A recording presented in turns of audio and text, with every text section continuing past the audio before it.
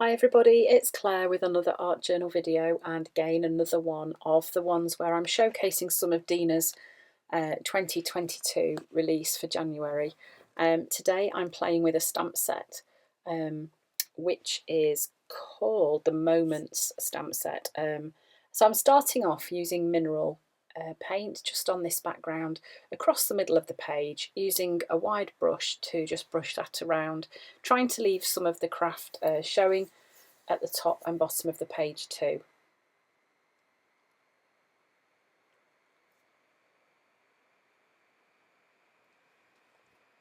Next I'm using the mosaic cobblestone stencil, and I'm using some black paint through that. I'm going to be using that right across the page, and then we're going to be creating like a drop shadow using the stencil again, but using it with a lighter colour over the top.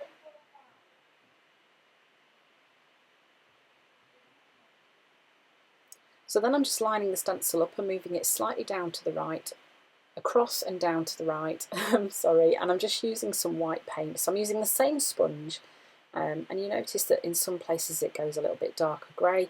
Not particularly worried about that. I'm just wanting a slightly lighter colour than the black that went on first, so it didn't really bother me that I already had some black paint left in the sponge. It just adds a bit more interest and dimension to what's going on to the page. So lining up the stencil, as you can see, can be a little bit tricky, trying to work out where it actually was. But this is a really cool way to create an interesting pattern on the background. So then, once that was dry, I decided I would add a few white splatters as well. So here I'm just using a fan brush, tapping it onto another brush and using some watered down white acrylic paint. So another thing that's coming in this new release is a pack of 50 sheets of white collage paper. So next I'm just using some of those sheets, and I'm using the flowers from the Moments stamp set. And first of all I thought I would use them using scribble sticks. And so I spritzed the stamp and then scribbled the stick onto the top of it and stamped it onto the collage paper. Now, when I first saw this, I thought, I'm not sure I like that. Actually, I wish I'd continued using the scribble sticks, because once it was dried, it was really pretty. The way that there was a difference in the darkness and light on the way that the stamp had taken. Anyway, what I went on to do was to use acrylic paint on the stamp, and it did work just as well. I ended up mixing colours, so I'm using fuchsia, eggplant and turquoise, and kind of mixing the paints up as well. And you notice that in between I am giving the stamps a really good clean.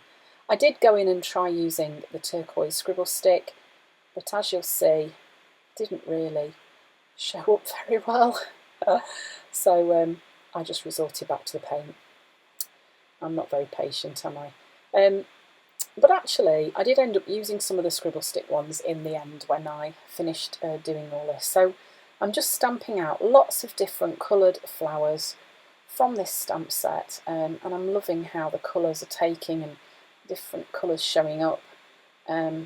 But yeah, one thing that you must remember if you're going to use acrylic paint on your stamps is that you must clean them really well, because obviously the acrylic paint has got that plastic element to it, and it will just fill those details on your stamps and mean that when you come to use them again, you'll have lost that detail.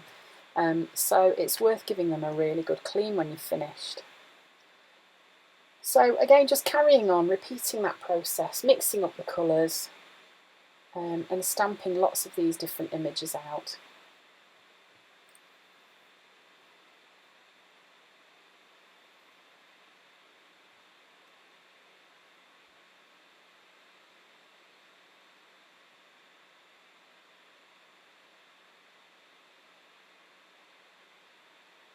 Okay, so once they were all really dry, I did use my heat tool to help them on their way.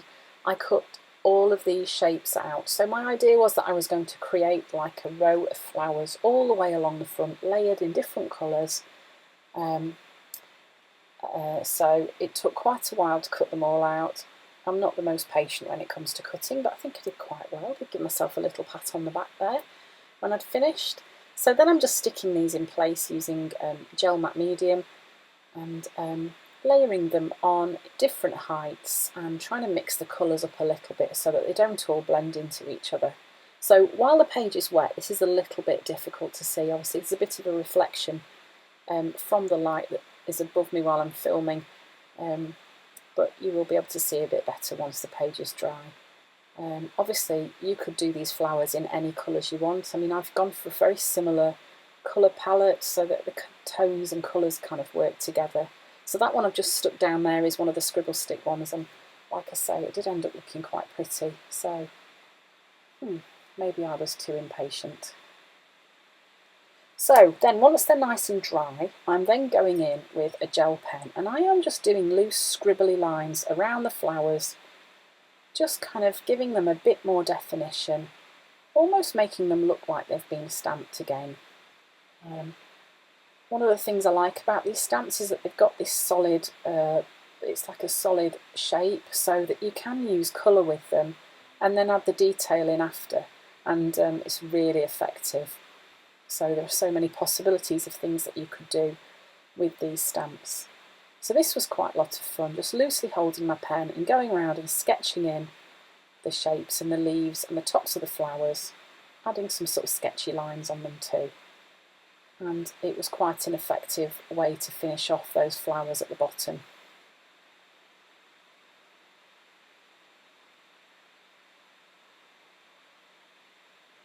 Okay, so then I decided to use one of the phrases from the stamp set, and I'm just stamping it onto a piece of paper,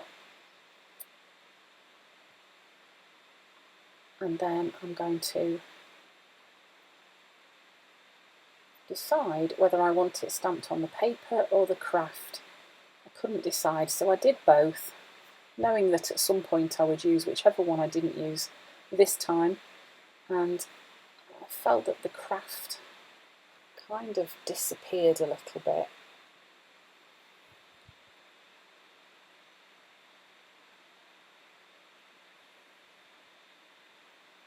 And decided to go with the white, with it stamped on the white. It was a better contrast to what was going on the page.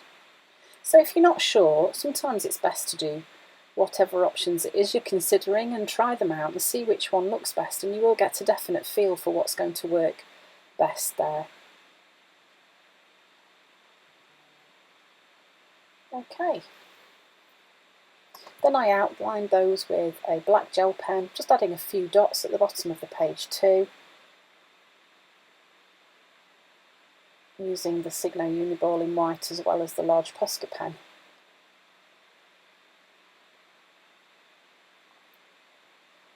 And then I'm just using a few other colours of Posca pen too, ones that tone and coordinate with the colours that I've already used. So I've gone for a purple, and then like a really deep pinky red colour. This, I feel, just helps to ground those images at the bottom of the page, and the colours just look really pretty, so some pinks as well. And that pretty much is it for this page. So lots and lots more ideas, so come back again tomorrow to see the next idea for using these new January 2022 release. So thank you for watching, and I hope to see you again soon.